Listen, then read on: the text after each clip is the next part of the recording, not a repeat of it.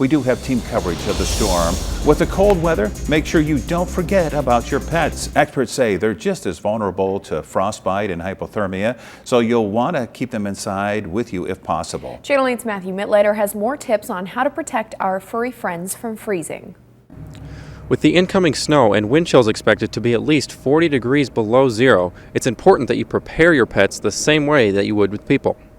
Experts say if your pets are going outside, you'll want to limit the amount of time they spend in the cold before bringing them back in.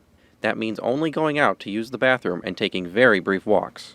Just because they have fur doesn't mean that they're more immune to the cold. You know, it's not fun for any of us in the cold and the snow, and pets being outside, can lead to a lot of different conditions. Hypothermia and frostbite and all of those things. The Capital Humane Society says while some breeds of dogs do have thicker coats, any prolonged exposure is going to be tough for them to handle. They also want to remind cat owners to check under their cars and even in the engine before starting the car to ensure that no one is inside trying to warm up. It's also important to remember that the pads on the bottom of dogs' and cats' paws are very susceptible to the cold and can also be irritated by some of the anti-ice chemicals that are put down on roads and sidewalks.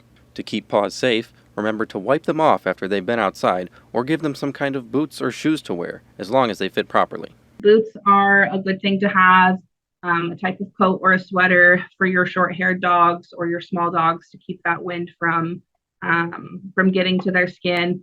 But when we're going to deal with temps like we are tomorrow, there's not a lot of walking that's going to be done. Trying to find ways to keep your dog stimulated and active inside your home is going to be key in the next 24 hours. Experts say you should also pay attention to your pet's ears, and if they're starting to look shriveled at all, it could be a sign of frostbite.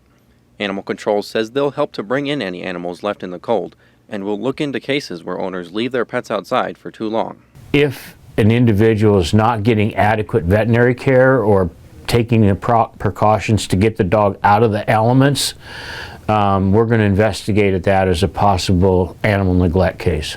They say if you see an animal left outside, unless you know the animal or it's friendly, you should avoid making contact with it or chasing it. Instead, you can call Animal Control and let them take care of it.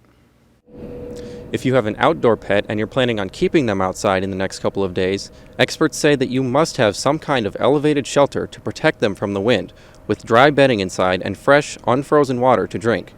And remember, if it's too cold for you, it's too cold for your pets. Reporting in Lincoln, this is Matthew Mittleiter, Channel 8 News.